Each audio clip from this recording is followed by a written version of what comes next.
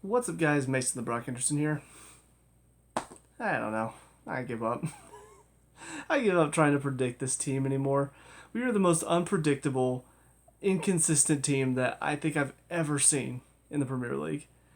So weird to watch. Like, even today, there were, I would say, probably about half of the match. We looked good, we looked convincing, we looked easily the better team. The other half of the match, clearly we don't belong in the Premier League.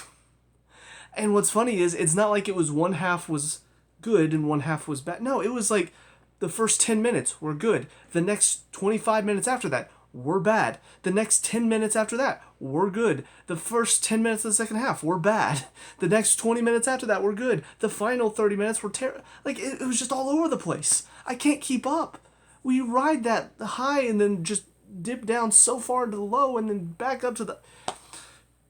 I'm getting whiplash trying to follow our form right now. It's so back and forth.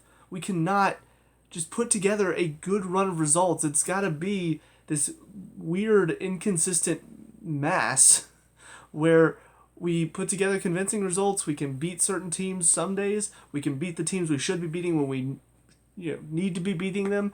And then the next week we could lose to a team that we easily should be crushing. There's no telling anymore. But anyways, with all of that being said, focusing specifically on today's game, first of all from Pochettino, the lineup, a little scary. Now granted, I know some of that is injuries, and once again I have to call into question, why are we paying a medical team if we can't keep anybody fit? Either that, or why are we paying a transfer team? Why are we paying a transfer group scouting team if they're not going to look into certain players and be like, do they have injury problems? Because God, we buy so many injury-prone players. But not only are we buying injury-prone players, we have a medical staff, a physio team that can't seem to get these players fit enough to last for more than, 2 months? And then they're out injured again? I mean, Chilwell's gone again. Colwell's gone again. We've got Silva back now, but now we have to rely on Cucurella. And who knows how long he's going to be back. And Cuckoo, of course, is out for who knows how long again. It's getting to the point where it's kind of ridiculous. And the fact that nobody's looking into this. And it's funny because I feel like a broken record. I know I've said this before. The fact that we're not fixing this. We're not going into that medical staff and going, hey, what are we doing? Why do we have so many injuries this season? Why do we have so many long-term injuries this season that keep popping up? Who's not doing their job? Who needs to be fired? Who do we need to bring in to fix this? But with that being said, even with the players we have now, still not a very good lineup. It's not terrible, but I feel like we got to stop turning to Caicedo. I know he's big money move and all of that stuff, and you don't want to pay him tons of money to just sit the bench and not play. I don't know how many more chances he gets before he finally gets dropped to the bench. And for those who are going to inevitably be asking, well, who do you play? Well, Gallagher. Caicedo is in there to be the ball winner, right? It's not Fernandez's job. Fernandez is the distributor. That's what he's good at.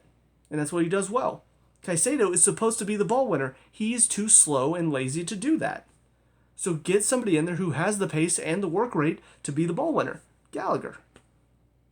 And it's funny because last season, it was a completely different story. Last season, it was Gallagher was playing that position and Mount was playing further up the field. And Mount's form in front of goal was terrible. Gallagher's form in front of the goal, pretty solid. At least he was coming off a pretty solid form from Palace the previous season. So there was kind of I thought they should have been switched. This season we're seeing Gallagher's finishing is not great, but he works hard. He busts it every game. He's all over the pitch. He's constantly trying to track down the ball and win it back.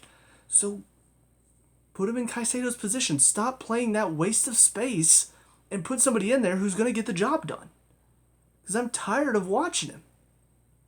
And then with Cucurella, I mean, I know you don't have much at left back, but you could do better than Cucurella. You can put Gusto over there, slide Chalobah or Disasi out to the right side and have Silva in the center. You could put Gilchrist over on the right side. You don't have to play Cucurella. but he did. And then the front three, or I guess front four, Gallagher in the center, that's normal. Jackson, Palmer, and Sterling. Can we stop playing Sterling too? I know Mudryk is not good off like from the start. He's not a good starter. Madueke has basically run his course. He was given his chance after all of his complaining about not playing enough. He was given his chance to play. He didn't do it. He didn't get the job done. So yeah, don't want to see him again. But Sterling's just not good enough right now. He's not working hard enough. He's not pushing himself like he should be. So why not give a chance to some youngsters? Why not give a chance to somebody like Chukwuemeka? I know we have some young wingers that could come into the team. Let some of them get out there and run their legs to death. Why not? And that's where I feel like I'm getting really frustrated with Pochettino. Is it feels like, I don't know if it's him or if it's a board thing, but it feels like we're being forced to watch these players that are being paid tons of money to give about 50% every match. And I don't want to see that. I don't want to see my team full of guys that are just overpaid little brats that aren't actually going to work hard. I'm kind of sick of that. So players like Caicedo and Sterling, I don't want to see anymore. Cucurella, admittedly, hard work is not his issue, but there are so many gaps in his game that we've seen in the past and, more today. But we've got to have better options than those three. And yet, we don't play them. As far as the subs are concerned, I have no problem with Mudryk coming on for Sterling because, first of all, Sterling, like I said, not working himself hard enough. But Mudryk, I think this is the moment when you're 2-1 up at home. That's the moment you bring Mudryk in. That's the prime position to be in to have him in the game.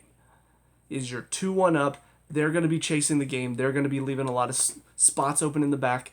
That's when Mudryk comes in and he runs them to death with his pace. And that's what happened. And he scored. That was a good sub. The other subs,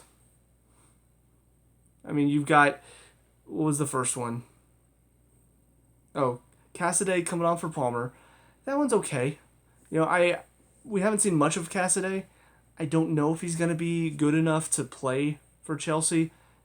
Maybe he's shown a little bit of quality here and there. He's had his moments where I'm like, okay, he can be fine, I guess. But I don't know for sure. I'll have to see more of him before I really give my thoughts on it. He's one I'm okay with. The third sub though, Chukwuemeka on for Jackson. I have no problem seeing Chukwuemeka come on. I have no problem seeing him get some game time. But first of all, you've only used 3 out of a possible 5 subs. That's ridiculous. Cucurella just gave up. It was a great goal for Murphy, but way too easy to turn Cucurella there. He has clearly got to be pulled off at that point. Slide Gusto out to the left and bring in Gilchrist, or slide Disasi to the right, Gusto to the left, Silva in the middle. You gotta get him off. And on top of that, you're bringing on Chukwuemeka for Jackson, so you're putting him up top. We have another striker on the bench. In fact, technically, he's our only true striker at the club now. Because we loaned out Broya, and Nkuku, you can't trust him to be fit for more than 3 games at a time. So you've got to give him some time. You've got to give him some minutes, so that way if Jackson does get hurt or if he's not available, you've got Washington to turn to. But he doesn't give him any minutes, so in the moments whenever we have to bring him on for whatever reason, how is he going to do anything? He doesn't play. Same with Gilchrist. He's somebody that we probably shouldn't have to have turned to, considering how many options we have at right and left back. Most of them are injured. So Gilchrist now is a pretty decent young backup option, but he's not playing hardly at all. So in those moments when you do play him, he's so far off the pace because you're not giving him any minutes. That's where I get frustrated with Pochettino. You've got 5 subs to use, and you only use 3. And then in the games where you're chasing, that's when you use all 5 and you bring in players that you haven't played in the past 10 matches and expect, hey, go out there and do something. How? So I'm just not a fan of how Pochettino uses his subs sometimes. And again, I do feel like his starting lineup could have been stronger. But with all of that being said, look at the individuals. How do they perform? Petrovic, got to be stronger. Yeah, I know both of those shots difficult. The second one is a rocket. It was well placed as well. It's one of those keepers like to guard their near post, but they're expecting a low shot. He had most of his angles covered. That high shot that basically almost roofs the net from that angle, that's a difficult one to save. I'm not saying he should save that one. The first one, also difficult angle. Basically a bent toward the back post around the defender. It's both of them are hard. We need him to start making those saves though, because again, that's the difference between a good keeper and a world class keeper. We need a world class keeper if we want to compete for the top four again. We need the likes of the De Geas, the Allisons, the Edersons, the ones that will make those saves that keep you in the game. I mean, hell, that's why we've seen Arsenal drop off in the past, why they'll probably end up dropping off this year as well. They don't have world class keepers there.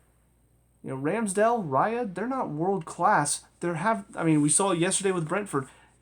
They have their gaps in their game. They have those moments where they're not quite on it, or they don't make those astounding, how did he make that saves all the time. That's the difference. So either Petrovic has got to start improving even more, because I know he's young, so he's got a chance to grow, or we need to go get a world-class keeper. I don't know who, but we need to go get somebody. Because, Sanchez is clearly not there, and Petrovic showed today, these are saves we needed him to make. That first one, it's difficult, we need you to make that save. Second one, it's a great shot, we need you to make that save. The ones, like the one early on in the second half, it's basically right at him. All he had to do was this. That's a good keeper save. Good keepers will make that. Some keepers might get caught off or might not get a strong enough hand to it. But we need you to make the difficult ones. The ones that go in and you're thinking, I'm not going to blame you for it, but we need you to get there. So, in the defense, Gusto on the right side.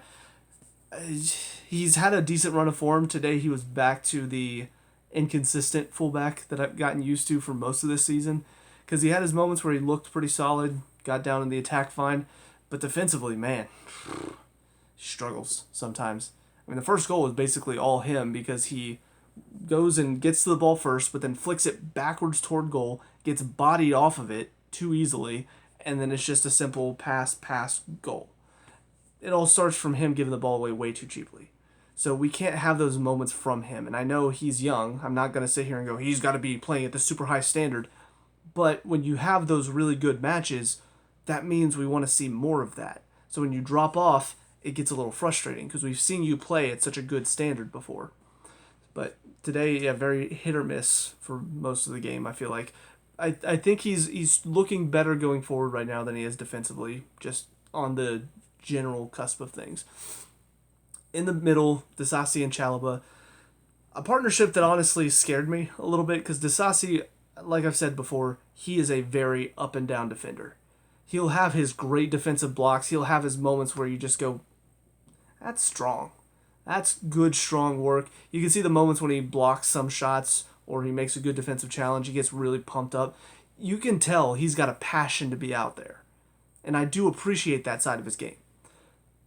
When it flows over, that's when we have issues. With those moments whenever he goes flying in and he doesn't need to, he gets caught out of position because he's going to step when he doesn't need to, or just in the moments where he loses a bit of focus. Because that happens occasionally too. For the goal, I know everybody kind of lost their focus on that one, the first one, but it's still, you're not really paying attention to what's going on. You kind of have stepped off and kept a lot of people on, or kept two guys on side. And now all of a sudden you're, oh crap, well I gotta go step there now, but it's too late. You're not reading the situation, you're not seeing what's around you, you're also not organizing. And that's, I think, the big thing for me is neither Chalobah or Disasi are organizers. And that first goal was a great example of why we need somebody in there that's going to organize the defense. Because it was just cluster right in the center with Disasi kind of out here standing behind everybody, keeping players on, and then it just simple pass through. Everybody's just all over the place, and a simple pass to the far post that's wide open. So, yeah, for Disasi, not bad, not really that good though. Chalobah, I don't really remember much of him, which means he probably did his job well enough. I do think he's got to. I mean, I know Cucurella is technically the one that's at fault for the second goal. He should be getting out there a bit quicker though once that moment happens. Like I do feel like he's got to read that a bit more. You see Cucurella stepping up. You see that he's gonna miss that because there's no way he's getting there before Murphy. You've got to read that and be like, crap, let me get over there. But instead, he doesn't. He stays. Murphy turns him. He's already past him and basically lining up for a shot. Oh, now let me go. And it's too late at that point. You're never going to reach there with enough time to put him off his shot. Because that's honestly all it needed was somebody to be kind of in the way enough to make him kind of second think what he... Second think? Is that right? Second guess. Where does second think come from?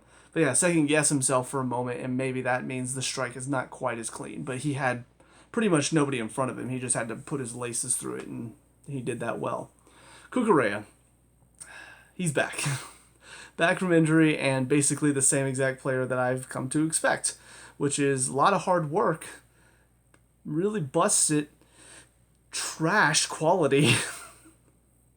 I mean, there's so many times, especially in the first half, where he's like a little chihuahua, just like nipping at your heels, which can get annoying for the attacking players, but it's not like he's going in there and it's you think about what Conte did, the way he was all over players, but he was poking the ball away.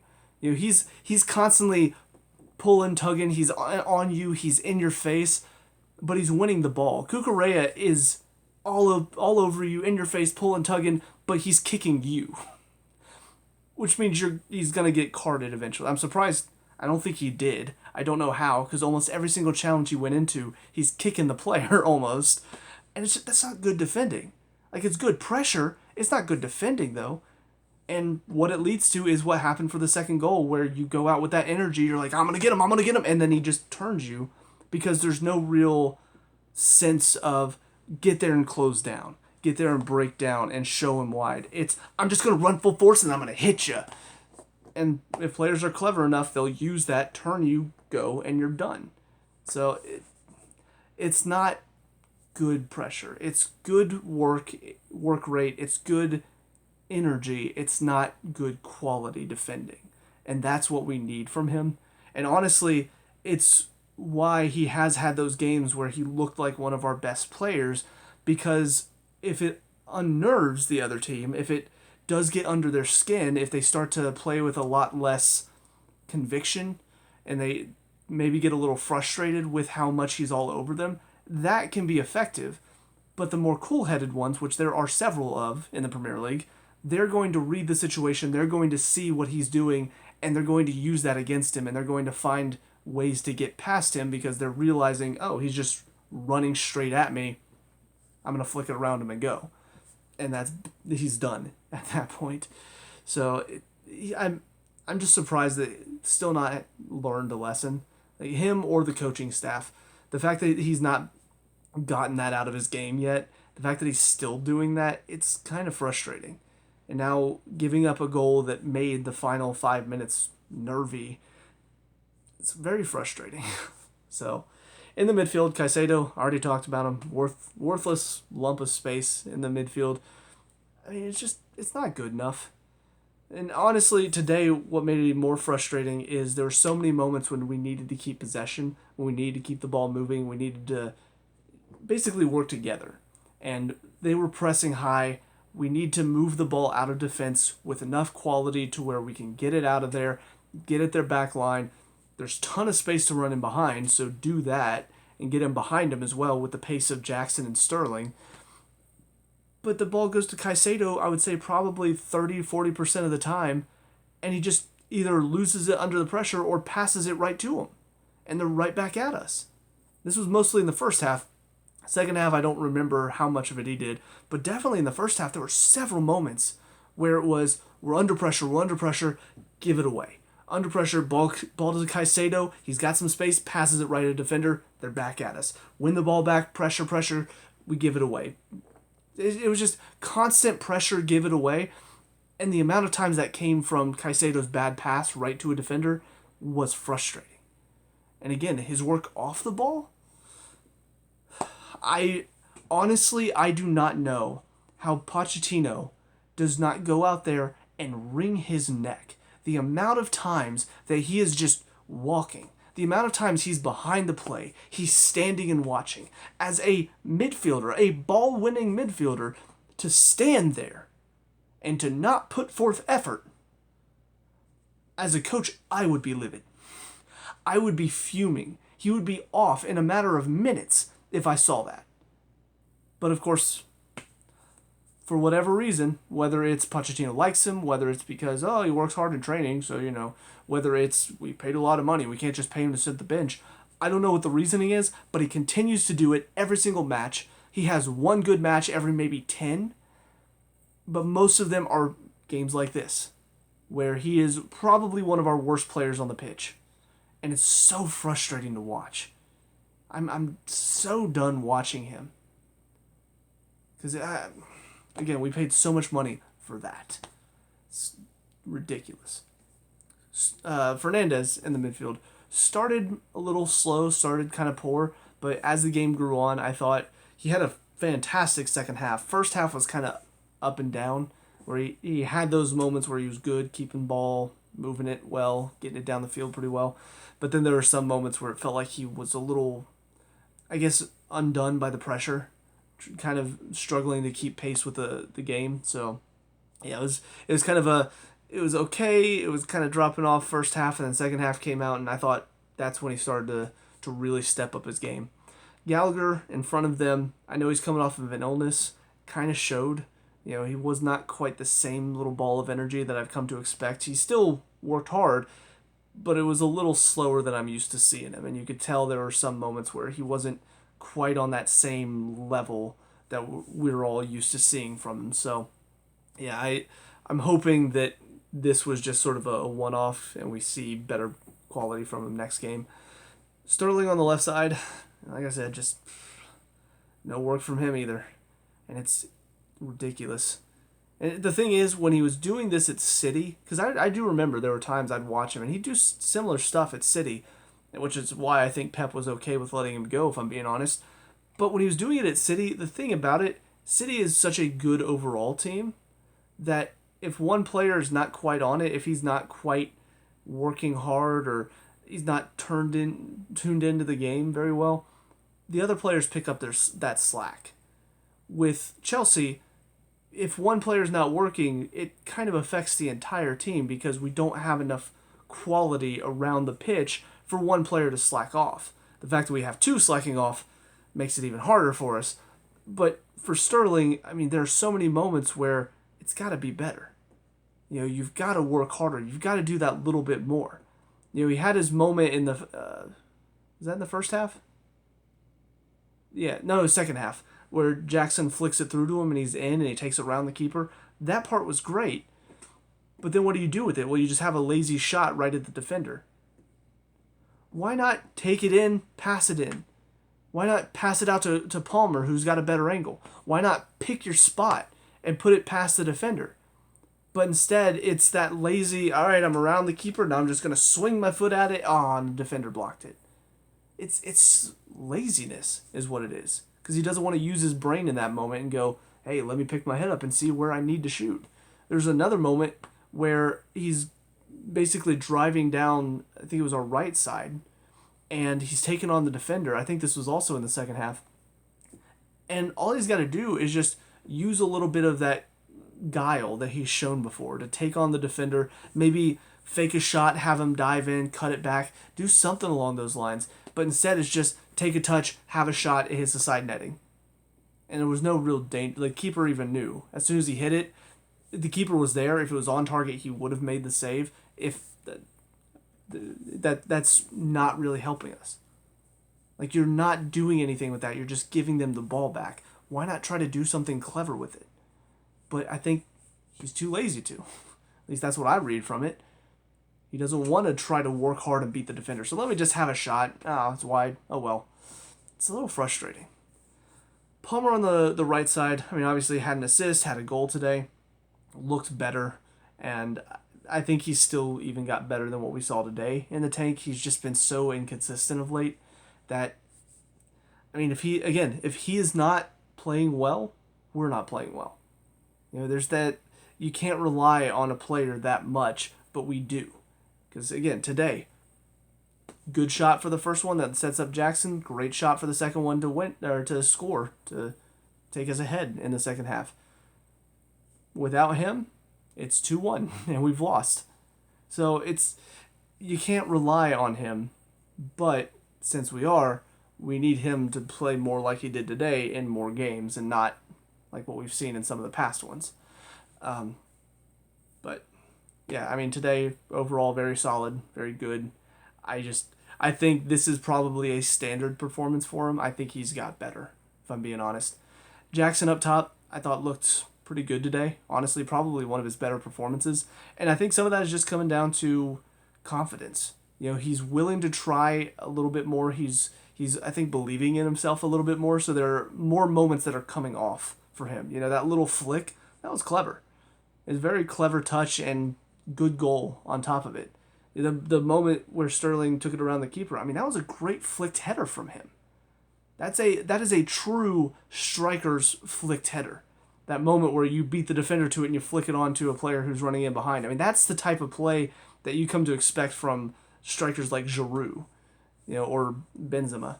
Those type of strikers that love to play off the defender and really get into a battle. They'll do stuff like that. They'll flick it on for their teammates.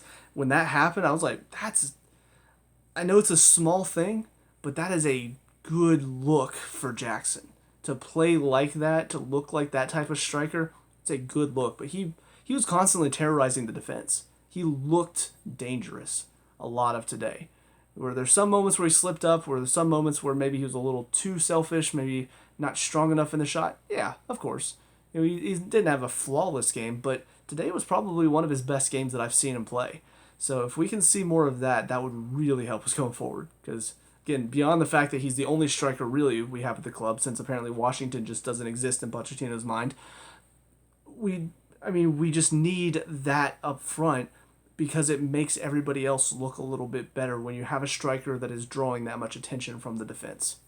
So, as far as the subs that came on, Mudryk, and like I said, this was the perfect time to bring him on. You're 2-1 up, a lot of space to run in behind, and he utilized his pace very well. I mean, that is what he does well, in my opinion. That is the one thing.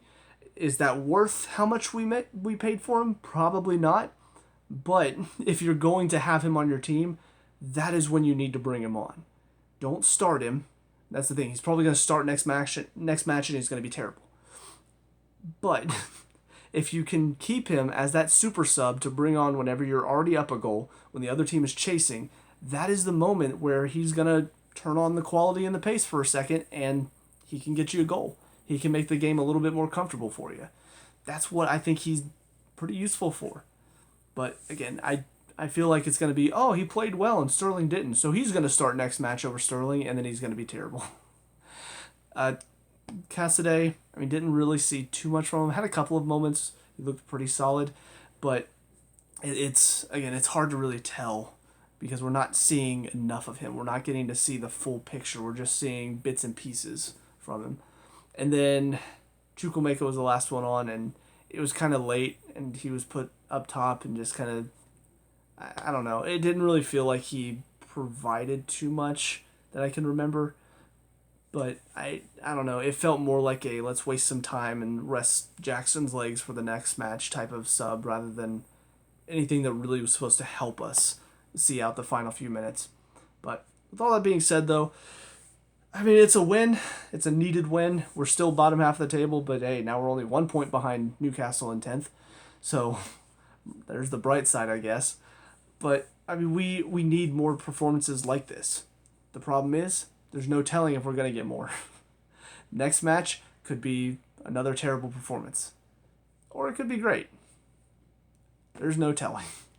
With all that being said, though, that's it for me. So let me know what you guys think down in the comment section below. What were your thoughts on the game today? Let me know what we can talk about and discuss all that good stuff. Leave a like and subscribe for future Chelsea reviews, and I will see you guys at the next one. Peace out.